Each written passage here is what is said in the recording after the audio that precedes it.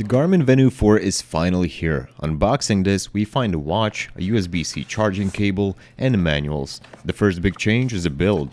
Garmin upgraded to a full stainless steel case that feels incredibly premium compared to the older models. The 1.4-inch AMOLED display is just stunning.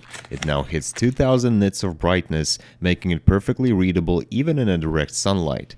They're also streamlined the design down to just two buttons, leaning into responsive touchscreen and voice controls. The standout feature is the new built-in LED flashlight. Just double tap to light up your path. For runners, the addition of multi-band GNSS means your GPS tracking will be pinpoint accurate in any environment. Software-wise, we finally get a pro-level metrics like training readiness and recovery insights. Plus, you get a solid 12 days of battery life in a smartwatch mode. This is the perfect blend of style and high-end fitness tech. Is the Venu 4 your next upgrade?